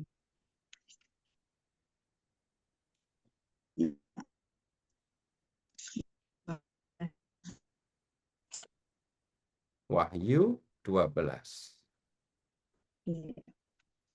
Nah, cari, maka timbullah peperangan di surga. Mikael dan malaikatnya berperang melawan iblis dan malaikatnya. Ayat berapa itu? Itu setelah perikop kedua. 2. Ayat Ayat 7. 7. Ya. Lalu iblis dan malaikatnya kalah, terus dilemparkan ke bumi. Nah, iblis itu komandannya, malaikat yang mengikuti semuanya kan jahat. Nah, yang kita mengerti sekarang, iblis, roh jahat yang sudah tidak di surga lagi, gitu kan? Tapi ketika kita membaca 1 Samuel tadi, ada roh jahat, roh yang menyusahkan datang dari Tuhan. Jadi silakan membayangkan keyakinan zaman kuno, Allah tinggal di surga bersama makhluk-makhluk surgawi, di antara mereka ada yang baik dan ada yang jahat. Nah, roh yang baik tadi sudah keluar dari Saul, yang datang sekarang adalah roh yang jahat. Sudah kembali sekarang ke 1 Samuel 16. 1 Samuel 16. Yang ayat 14 tadi itu. Sementara itu roh Tuhan telah menyingkir dari Saul dan ia tersiksa oleh roh yang menyusahkan dari Tuhan. Lalu hamba-hamba Saul usul ini ya, ayat 15. Ketahuilah roh yang menyusahkan dari Allah membuat engkau tersiksa. Baiklah Tuhan menitahkan hamba-hamba yang melayanimu untuk mencari seorang yang pandai bermain kecapi. Apabila roh yang menyusahkan dari Allah itu menghinggapimu, ia harus memainkan kecapi sehingga engkau merasa tenang. Nah, ini Bapak Ibu, ini juga bukan teknik menghadapi orang kerasukan roh jahat. Ada orang kerasukan roh jahat terus ambil gitar, terus roh jahatnya diajak nyanyi atau dimainkan musik. Bukan, ini bicara kepercayaan orang zaman kuno begini ya, praktek kepercayaan orang zaman kuno. Saul diganggu roh jahat dan dia tersiksa, dan kemudian ada yang memberitahu, supaya engkau tenang bila diganggu roh jahat, maka kita akan cari pemain kecapi. Lalu dengan mendengarkan suara kecapi engkau akan tenang. Nah, kemudian ayat 18. Ya, kemudian ketemulah nama Daud. Sesungguhnya aku telah melihat salah seorang anak Isai orang Bethlehem yang pandai bermain kecapi. Ya, keterangan ini datang belakangan. Ia seorang yang gagah perkasa, seorang prajurit, santun bicara, bagus perawakannya, Tuhan menyertai dia. Nah, kemudian Daud yang gembala tadi ya, dipanggillah ke istana. Nah, kemudian ayat 21. Demikianlah Daud sampai kepada Saul dan menjadi pelayannya. Saul sangat mengasihi dia. Perhatikan, dan ia menjadi pembawa senjatanya. Jadi kalau Saul maju perang, Daud jadi orang yang ada di sebelahnya, membawa senjatanya. Kalau kata ajudan, kayaknya bukan. Ini panglima, raja sebagai panglima maju perang, Daud ada di sebelahnya membawa senjatanya. Jadi Daud tinggal di istana, menjadi pelayan Saul, tapi terus ada bersama Saul, termasuk ketika berperang. Kemudian Saul menyuruh orang kepada Isai dengan pesan, biarlah Daud tetap menjadi pelayanku sebab aku menyukainya. Nah, lihat ayat 23. Setiap kali roh yang menyusahkan dari Allah itu mendatangi Saul, Daud mengambil kecapi dan memainkannya. Lalu Saul merasa lega dan tenang. Roh menyusahkan itu pun menyingkir dari dia. Jadi ini pekerjaan Daud di istana. Kemudian sekarang kita ke bab 18. Daud dan Goliatnya. Nanti Bapak Ibu nonton film saja di channel yang saya sebut tadi, Sukot Hokmah. Ya, ada filmnya, ada lagunya. Minggu depan kita tes siapa yang paling cepat hafal lagunya ya. Apa suku apa Pak? Sukot, S-A-U-K-O-T, Sukot. K-nya satu ya. S-A-U-K-O-T. K-U-T. O, S-U-K-O-T. Ih, K-O. lagi-lagi Pak, aduh S-A-O. Apa Pak? Aduh. S-U. K-O-T. K-U-T. Swakot. Suwak. Enggak ada A. Sukot. S-U-K-O-T. Oh, S-U-K-O-T. Apa itu sukot kok aneh? Hokmah. Hokmah. Hikmah. Hikmat artinya. Sukot itu pondok. Hokmah itu hikmat. Oh, kurang biblis apa namanya coba? Pondok hikmat.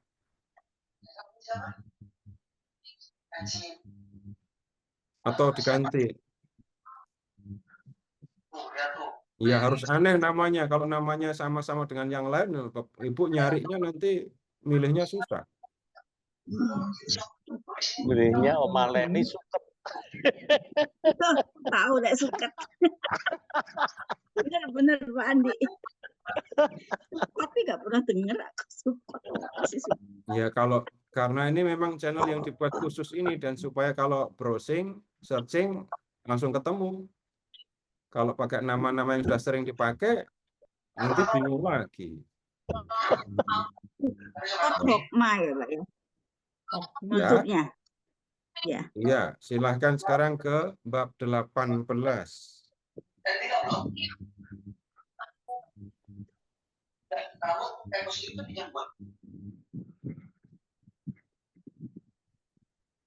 Lihat ke ayat 5, bab 18 ayat 5. Daud maju berperang dan berhasil dalam setiap tugas yang diperintahkan Saul. Sehingga Saul mengangkat dia mengepalai sejumlah prajurit. Tadi kan hanya bawa pedang kan, membawa senjata Saul kan. Sekarang Daud juga dipercaya untuk melakukan tugas. Dan kemudian dalam setiap tugas, dalam setiap misi yang dipercayakan oleh Saul, Daud selalu berhasil. Nah, kemudian Daud menjadi mengepalai sejumlah prajurit. Ini kira-kira komandan regu gitu kan. Jadi Daud sekarang ada di masuk ke dinas militer ini. Nah, kemudian sekarang lihat hal ini dipandang baik oleh seluruh rakyat dan juga pejabat-pejabat Saul. Banyak yang senang. Nah, kita lihat persoalan mulai muncul. Ketika mereka kembali sesudah Daud membunuh orang Filistin dan perempuan-perempuan dari semua kota Israel keluar menyongsong Raja Saul sambil menyanyi dan menari-nari gembira dengan iringan rebana dan kerincing. Perempuan-perempuan yang bergembira ria itu bernyanyi berbalas-balasan. Perhatikan syairnya. Saul membunuh beribu-ribu musuh. Tetapi Daud berpuluh-puluh ribu. Saul mengalahkan, membunuh beribu-ribu musuh. Bagus kan? Hebat kan? Tetapi Daud membunuh berpuluh-puluh ribu musuh. Lebih hebat Daud. Dan syair lagu ini membuat, ayat 8, Saul menjadi sangat marah. Perkataan ini menyakiti hatinya. Sebab pikirnya kepada Daud telah mereka perhitungkan berpuluh-puluh ribu. Tetapi kepadaku mereka perhitungkan cuma beribu-ribu. Nah, kemudian lihat, sejak hari itu Saul selalu dengki kepada Daud. Esoknya, roh yang menyusahkan dari Allah melanda Saul, sehingga ia kesetanan di dalam rumah. Daud memainkan kecapi dengan tangannya seperti biasa, sedangkan Saul memegang tombak di tangannya. Saul melemparkan tombak itu karena pikirnya, akan kutancapkan dia ke dinding. Tetapi Daud mengelakkannya sampai 2 kali. Nah, sekarang begini. Bapak, Ibu pernah iri apa enggak? Yang pernah iri dan masih iri, tolong nanti kalau pas iri, selfie. Persis pas iri. Gitu. Lalu lihat wajah ketika orang sedang iri. Jangan-jangan kita juga bisa membedakan melihat wajah orang, saya tahu orang itu sedang iri atau tidak iri. Ketika iri yang tersimpan di dalam hati itu terungkap di wajah, sudah ketahuan wajah orang iri. Ketika orang iri itu berbicara mengenai orang yang membuat dia iri, maka akan keluar kata-kata yang negatif. Tidak ada ceritanya orang iri suka memuji. Orang iri memuji orang yang membuat dia iri. Enggak. Di level tertinggi, orang yang iri itu akan berusaha menyingkirkan orang yang membuat dia iri. Nah, sekarang Saul iri kepada Daud. Dan kedengkiannya ini serius sekali ya. Masa kepadaku cuma diperhitungkan beribu-ribu, sedangkan kepada Daud berpuluh-puluh ribu. Nah, kemudian sekarang Saul diganggu roh jahat.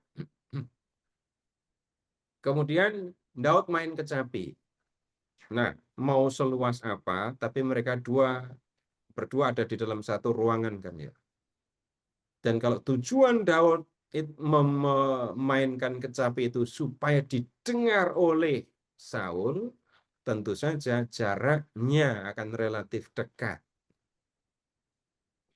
Bukan 1 meter, jadi bisa jadi lebih dari 3 meter. Kemudian Daud main kecapi, Saul pegang tombak di tangan. Ada dalam satu ruangan. Nah, kemudian Saul itu kan pemimpin perang, raja panglima perang. Ngelempar tombak itu kan sudah apa namanya ya, menu harian, kebiasaan gitu kan ya.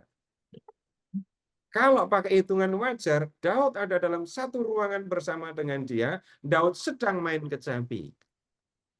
Kalau sedang main kecapi, konsentrasinya di mana? Di kecapi. Di kecapinya, di telinganya gitu kan ya. Nah, kemudian Daud harus konsentrasi main kecapi untuk membuat atau memperdengarkan suara yang indah. Saul melempar tombak. Di pikirannya, dia melemparkan tombak untuk menancapkan Daud ke dinding. Tunggu, kalau begitu di belakang Daud dinding ini. Ya. Kemudian normalnya ini sekali lagi melempar tombak itu menu harian raja sebagai panglima, itu biasa sekali. Harusnya kena. Begitu maksudnya ya. Tapi dilempar tombak jarak dekat, Daud bisa menghindar loh, nggak kena. Dan itu terjadi 2 kali. Saul memang hebat, tapi nyata dan Saul bisa melihat sekarang hebatnya Daud. Dilempar tombak jarak dekat bisa menghindar. Akibatnya ayat 12. Saul menjadi takut kepada Daud karena Tuhan menyertai Daud. Sedangkan ia telah menyingkir dari Saul. Ingat tadi ya. Sebab itu Saul menjauhkan Daud dari hadapannya dan mengangkat dia menjadi kepala pasukan 1000. Daud naik pangkat menjadi kepala pasukan 1000. Tapi ini bukan penghargaan, melainkan usaha Saul untuk menyingkirkan Daud. Sehingga ia maju berperang memimpin tentaranya. Jadi dengan menjadi kepala pasukan 1000, Daud harus sering berperang di garis depan, begitu maksudnya. Saul mengangkat Daud menjadi kepala pasukan 1000 supaya dia mati di medan perang. Tetapi ayat 14, Daud berhasil dalam segala langkahnya karena Tuhan besertanya. Melihat Daud sangat berhasil, Saul gentar kepadanya. Tetapi seluruh Israel dan Yehuda mencintai Daud karena dialah yang berperang memimpin mereka. Saul sudah berhenti usahanya untuk membunuh Daud? Belum. Dalam arti tertentu, pakai kalimat jelek ini ya, Saul mengumpankan anaknya. Lihat ke ayat 17. Saul berkata kepada Daud, ini putri sulungku, Merab. Dia akan kuberikan kepadamu sebagai istri. Hanya saja jadilah seorang gagah perkasa bagiku dan lakukanlah perang Tuhan.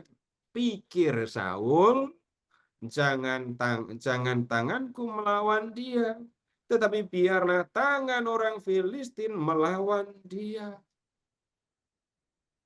Tapi Daud menang perang. Ya. Daud menang perang dan kemudian yang terjadi justru Saul mengingkari janji. Ya, ayat 19. Ketika tiba saatnya Merab putri Saul diberikan kepada Daud, ia justru diberikan kepada Adriel, orang Mehola sebagai istri. Gagal lagi kan? Nah, kemudian masih ada anak perempuan yang berikut, namanya Mikal. Dan Saul tahu Mikal jatuh cinta kepada Daud. Nah, kemudian Daud mendapat tawaran baru ini. Saul menawarkan, Daud akan menjadi menantuku, tetapi ya ini ibu-ibu pasti nggak akan tertarik dengan maharnya ini. Lihat ayat 25. Daud boleh menjadi menantuku. Daud menjadi suami Mikal. Tapi maharnya ini gitu. Lihat ayat 25.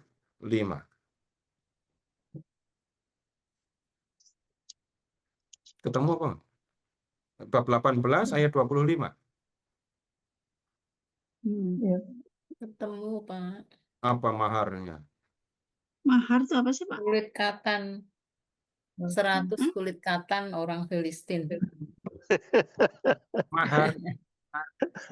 Kulit katan mahar itu Ibu nggak tahu mahar. untuk mas kawinnya. Kawin. Mas kawin. Seserahan. Ibu dulu dapat apa, Bu? Dapat Mas kalung kawinnya apa emas. dulu? Kalau Oma Leni dapat kalung emas kali.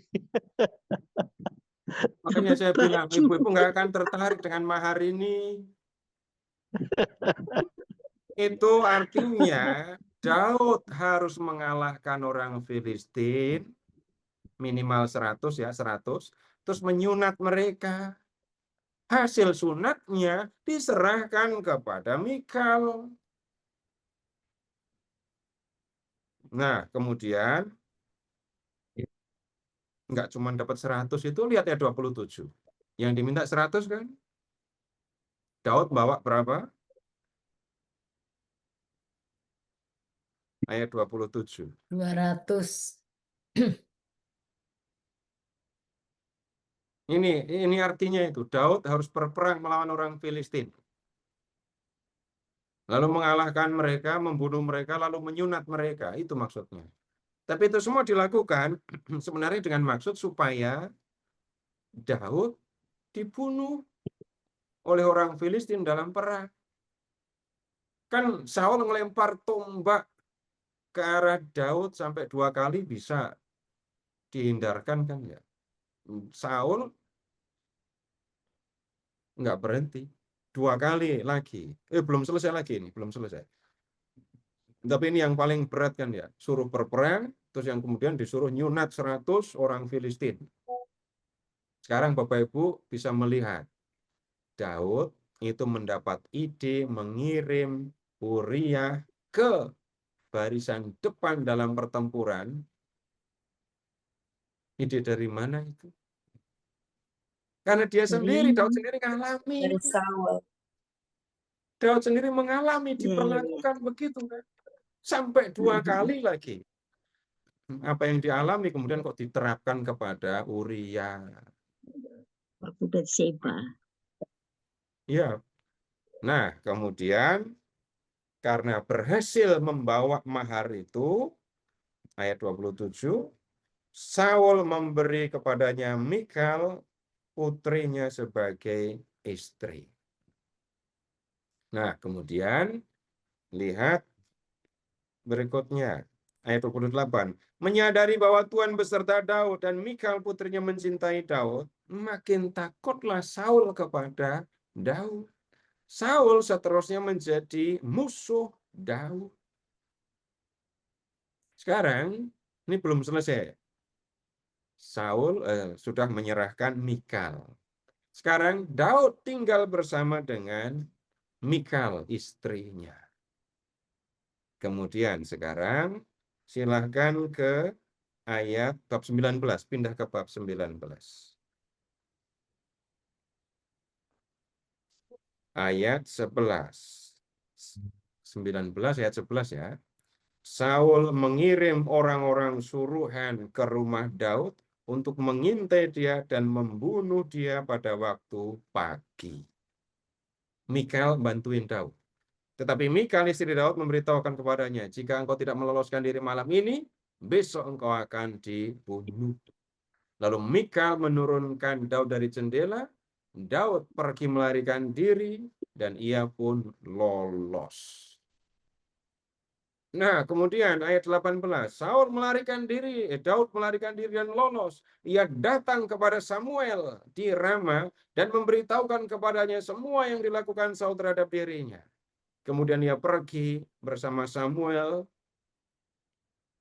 dan lalu mereka tinggal di Nayot. Saul diberitahu Daud ada di Nayot di Rama. Lalu Saul mengirim orang-orang suruhan untuk menangkap Daud. Tetapi mereka melihat sekumpulan nabi sedang kepenuhan yang dipimpin oleh Samuel. Roh Allah juga menguasai orang-orang suruhan Saul sehingga mereka kepenuhan seperti nabi. Daud sudah lari ini ya, sudah meninggalkan rumah, menemui Samuel. Lalu cerita, orang kepercayaan Saul tahu. Saul kemudian tahu dan mengirim orang untuk menangkap Daud. Tapi kemudian orang-orang yang mau menangkap Daud itu kepenuhan. Bapak Ibu lebih biasa dengan kepenuhan atau kesurupan?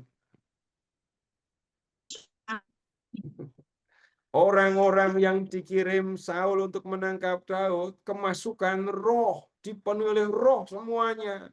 Jadinya ya nggak jadi nangkap Daud. Nah, kemudian Daud masih harus pergi. Sekarang pindah ke bab 21. Bab 21.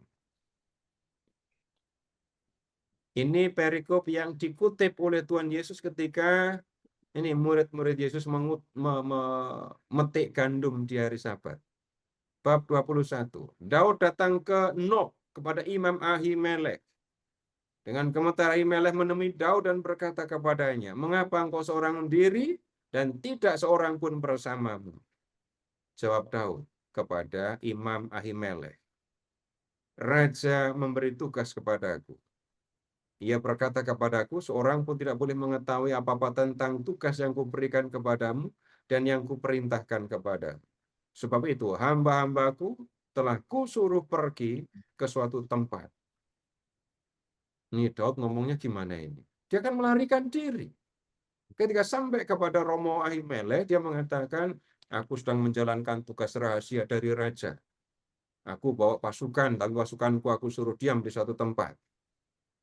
Padahal Daud datang ke sini mau apa? Ayat 3. Sekarang apa yang ada padamu? Berikanlah kepadaku 5 roti atau apa saja yang ada. Nah, menjawab imam itu kepada Daud. Tidak ada roti biasa padaku, kecuali roti kudus. Ya, jadi hanya ada roti kudus. Asalkan hamba-hambamu itu tidak menghampiri perempuan. Bapak Ibu, perhatikan sungguh-sungguh kalimat ini. Dan menjadi jelas, perempuan membuat laki-laki tidak kudus, gitu kan ya?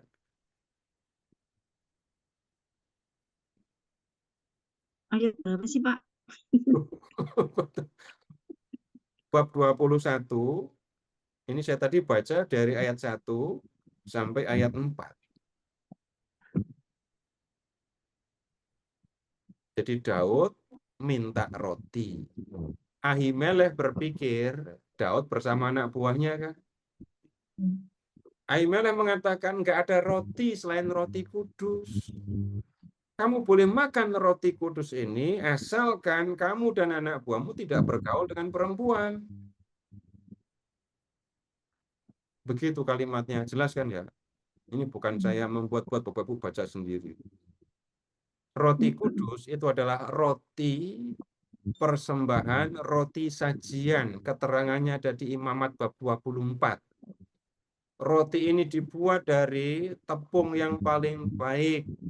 12 bukan butir, 12 buah. Ditumpuk di meja roti sajian masing-masing 6. Tiap hari Sabat rotinya diganti dengan yang baru.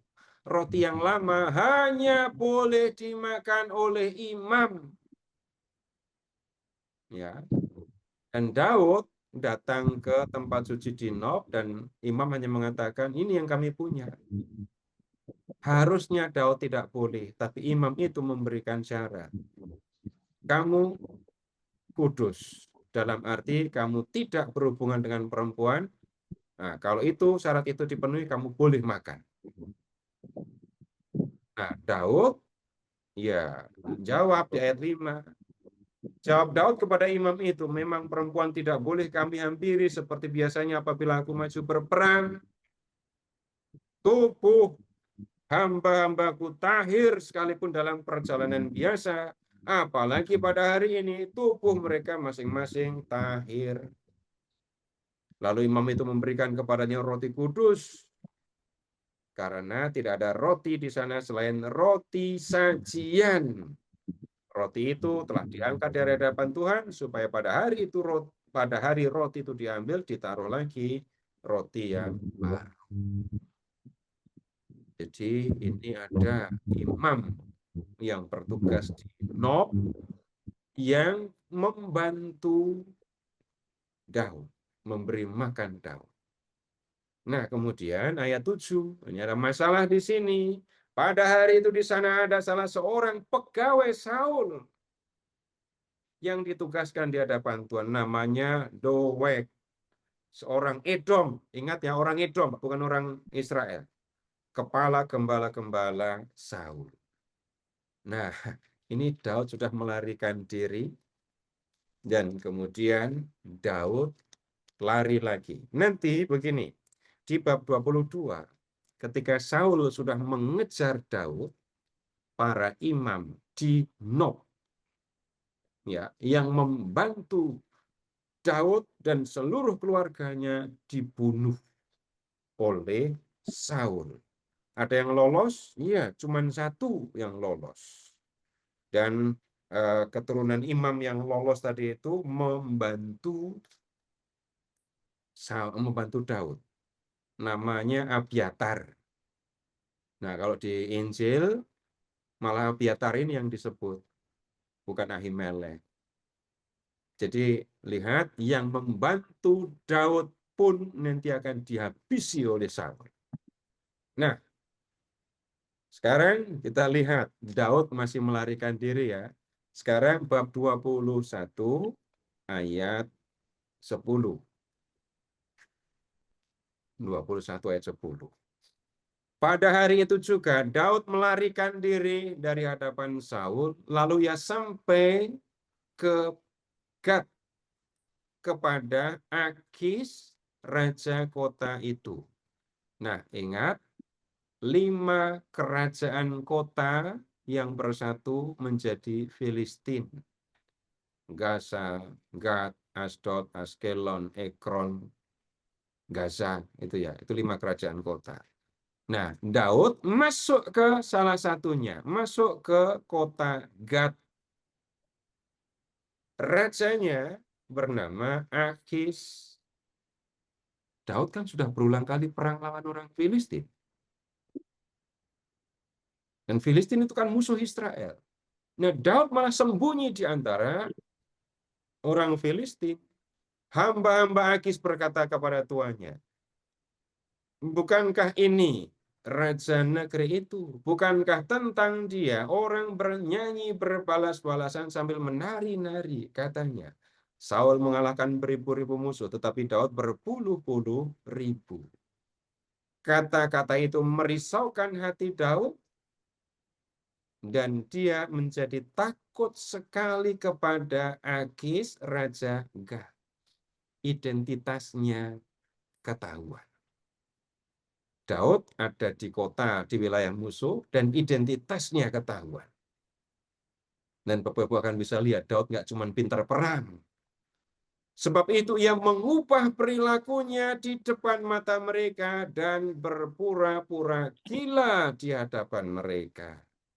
Ia menggores-gores pintu gerbang dan membiarkan air liurnya meleleh ke janggutnya.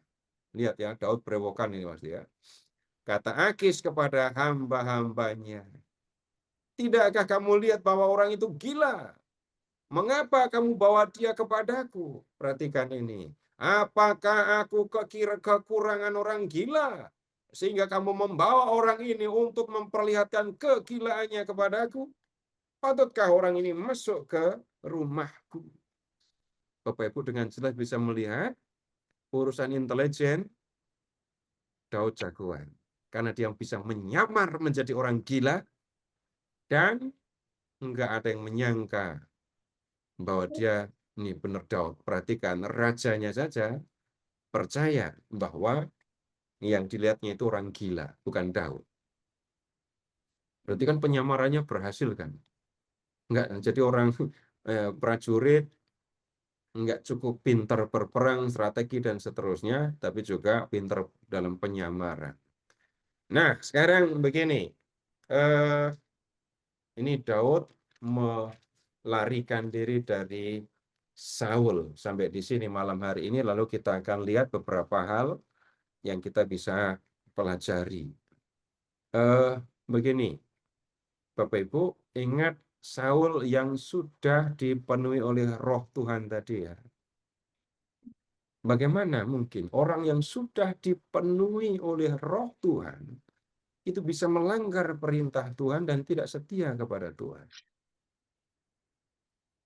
Nah, Bapak Ibu, hal yang senada, ini nggak usah nuduh Saul, gimana sih Saul itu? Baiklah kita menuduh diri sendiri, karena waktu terima perminyakan, terima pengurapan waktu penguatan, kita akan terima Roh Kudus. Dan kalau kita mengikuti apa yang dikatakan Paulus di surat Galatia, biarlah dirimu dipimpin oleh Roh. Kalau kamu membiarkan dirimu dipimpin oleh Roh, maka kamu akan menghasilkan buah Roh. Tapi kalau orang, biarpun dalam dirinya ada Roh dari Tuhan yang menuntun, menunjukkan, memberi kekuatan, orang tetap bisa mengambil keputusan ya yang tidak selaras dengan keinginan atau tuntunan Roh. Maka yang akan terjadi, orang berdosa, orang jatuh ke dalam dosa, tidak mendengarkan suara Tuhan, dan tidak melakukan apa-apa yang dikehendaki oleh Tuhan. Jadi apa yang terjadi dengan Saul, ini peringatan untuk setiap orang yang sudah menerima roh. Bagaimana mungkin orang yang mengatakan, aku sudah terima Roh Kudus waktu baptis, waktu penguatan. Tapi di saat yang sama bisa mengatakan, enggak apa-apa berdosa, namanya juga manusia. Dua hal yang sangat kontradiktif, berlawanan sama sekali. Nah, kemudian, sekarang ini hal yang sepele, tapi ya bisa mengganggu dan pengaruh besar. Iri hati. Iri hati. Ketika orang dikuasai oleh iri hati, maka lihat perilakunya akan dikendalikan oleh rasa iri itu. Dari wajahnya, perilakunya, tutur katanya, sampai perbuatannya. Kalau yang iri hati itu adalah kepala atau wakil kepala rumah tangga, maka seluruh keluarga bisa menjadi korban. Satu orang dikendalikan oleh rasa iri hati, satu keluarga bisa dikendalikan oleh rasa iri hati dari satu orang itu. Loh, kok bisa? Soal simpel, ketika ada tetangganya sekarang beli iPhone 20 gitu ya. Lalu ini ada ibu iri melihat tetangga yang punya iPhone 20, lalu pengen beli kan. Kalau duitnya nggak cukup, mintanya ke siapa? Suaminya nggak ada duit, dimarahin. Ya udah, uang sekolah anak-anak saya pakai dulu buat beli. Nah, satu keluarga bisa merasakan dampak dari iri hati satu orang. Itu kekuatan iri hati itu bisa sampai ke level itu. Saul berusaha menyingkirkan orang yang membuat dia iri hati. Dan dia tidak peduli dengan membunuh. Ya, baik Bapak Ibu, itu yang kita bisa pelajari malam ini. Kita akhiri dengan berdoa. Ya. Dalam nama Bapa dan Putra dan Roh Kudus. Kami bersyukur kepadamu ya Bapa, karena Engkau telah menciptakan kami dan mengasihi kami. Kami bersyukur karena Engkau telah mengaruniakan hidup yang kekal kepada kami, dan Engkau memberikan kepada kami tuntunan hidup selama kami di dunia ini. Bapa yang Maha Kasih, tolonglah kami, agar kami senantiasa mendengarkan Roh-Mu yang telah Kau curahkan di dalam hati kami. Bantulah kami agar terbuka untuk mengikuti bimbingan Roh, agar kehendak-Mu terlaksana di dalam diri kami, dan kami sungguh-sungguh menjadi orang-orang yang mengasihi-Mu di dalam kehidupan kami, sampai akhirnya kami bertemu dengan Dikau di dalam kemuliaan yang abadi. Kemuliaan kepada Bapa dan Putra dan Roh Kudus, seperti pada permulaan, sekarang, selalu, dan sepanjang segala abad. Amin. Dalam nama Bapa dan Putra dan Roh Kudus. Amin.